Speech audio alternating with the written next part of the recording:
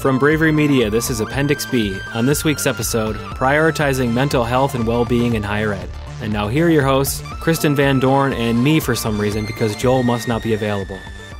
So, Kristin, it's commencement season, and a lot of Marcom folks are getting ready for a lot of students to be away from the campus, and hopefully they're getting ready to calm down a little bit. I'm sure it's been a stressful enrollment cycle for them. So can we talk a little bit about today, some of the things that they can do to focus on their own mental well-being and hopefully make things easier for them over time? Yeah, absolutely. A few weeks ago, I wrote a higher ed hot take about how communication professionals can contribute to student wellness and mental well-being.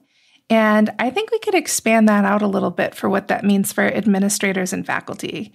And I think one of the things that we don't talk about often enough is the difference between mental health and mental wellness. Yeah, I personally, I think, would have trouble defining those separately off the top of my head. So can you tell me more about what those differences are? Yeah, I think the big difference is that mental well-being kind of looks at a spectrum from languishing to flourishing. And it incorporates a lot of different things, like, are you feeling on the negative side, loneliness or disconnection or disengagement from your work, disengagement from your friends and family, versus on the positive side, feeling happy and full of life satisfaction or motivation or inspiration.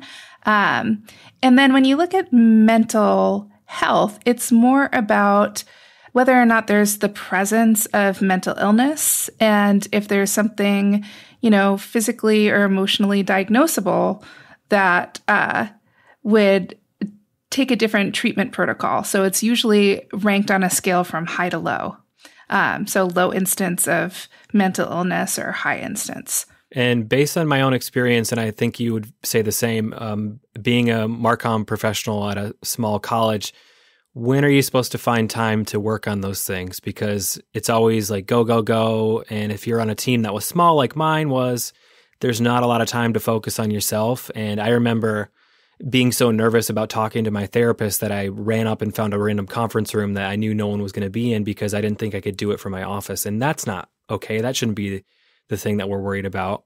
So what can folks like that do in order to prioritize their own mental health and well-being? Well, I think for one, our wellness programs need a little bit of a facelift. I think we need to start thinking about wellness as being more multidimensional.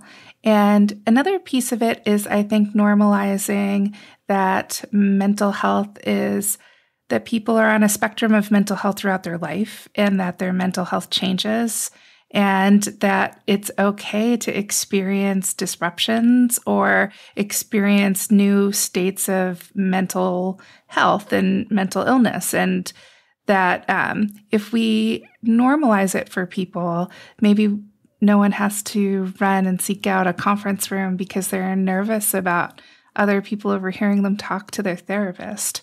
I mean, we don't want details necessarily, like that would be a lot, but just to feel that sense of privacy and to feel like that can be incorporated into part of your day as an aspect of taking care of yourself. I think that's really important. Yeah. I mean, I think if I revealed the secrets in that meeting, that'd be better for a different podcast. But I think too, it's kind of on the institutions to provide. I mean, this is another topic that we're not going to cover in this show, but it's on them to provide the sort of health coverage that would make it affordable to, have a therapy session, like regular therapy session included in part of the plan. Because I remember before I got in my spouse's insurance, I couldn't really even afford the copay. So that's an issue as well. Yeah. I mean, it can be really expensive to take care of yourself in important ways. And that is just a really tough mountain to climb for a lot of higher ed administrators who are facing issues with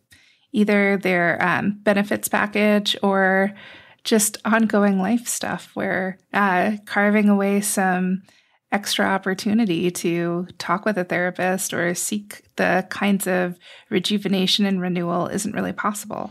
And also speaking as myself, who is a person from the Midwest, where people keep all of their emotions bottled inside until they explode at the wrong time. What sorts of things can institutions or leaders at these institutions do to make this sort of mental well-being and activities around it more accessible to everybody? Well, I think, our mental wellness programs, again, don't always address the issue of mental health. And I think if we infused more mental health into our mental wellness programs and saw these two interrelated ideas as not synonyms, but adjacent concepts, it would really help in order to shepherd in more of the mental health information that people need. That understanding when someone needs support, maybe an accommodation because they're experiencing a mental health circumstance, is as important as building in time for well-being, like mindfulness practices, or maybe getting out to the campus quad to do a session of yoga. These are things that our mental wellness providers tend to emphasize, which is that sort of, are you on that spectrum between languishing and flourishing? How are you doing? But we also need to think about, like, what are our interactions with our coworkers that do have mental health needs? Sometimes those can be tense and they can be hard to understand. And I think it's really important to equip staff members with the right tools in order to protect people that are vulnerable and support people that are in a state of a mental health transition. And speaking of transitions, let's now hear a word from our sponsor. Are you a higher ed marketer getting ready to write an RFP for a redesign? Are you seeking institutional buy-in for a big web project? Consider a website strategy guide from Bravery Media.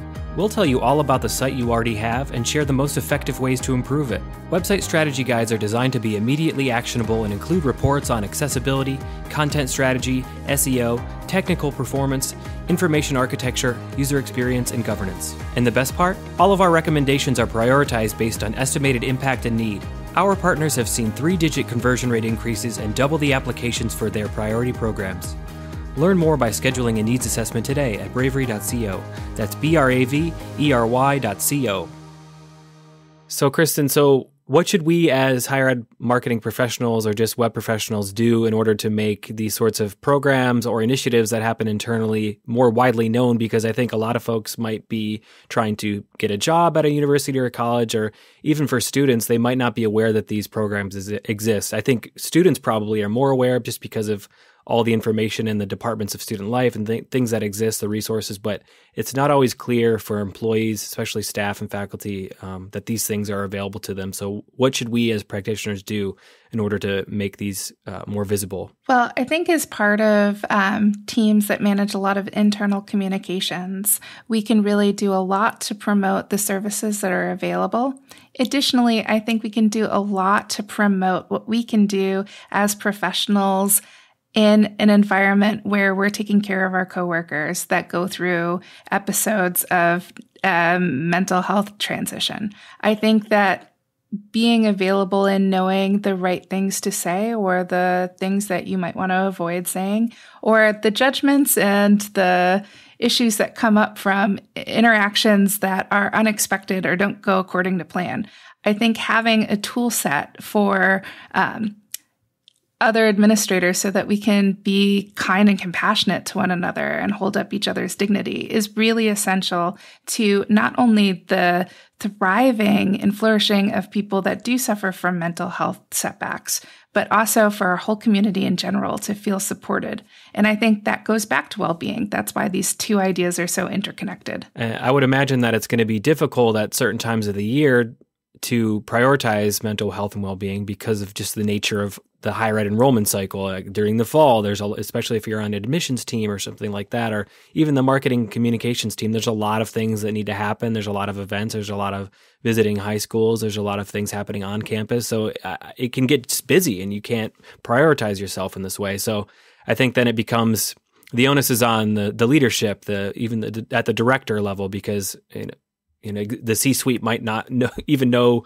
who some of these folks are. So it's really got to be the managers and the directors that prioritize this. Yeah. And I think another thing is that if you do have a downtime over the summer where it's not quite as furious and fast as your normal workflow is, you can start to look at ways of making your communications more trauma-informed based and give consideration to how you might plan for an environment that is both accessible and is supportive of people that find themselves on either the mental health spectrum or on just needing some more support and mental well-being. And hopefully if that happens, we can, well, maybe not have the door open, but we can all feel comfortable talking to our therapists in our own offices.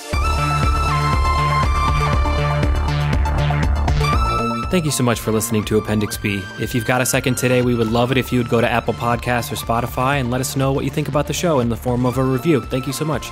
And if you want to hear more from Bravery, please check out our newsletter at bravery.fyi. We'll see you next week.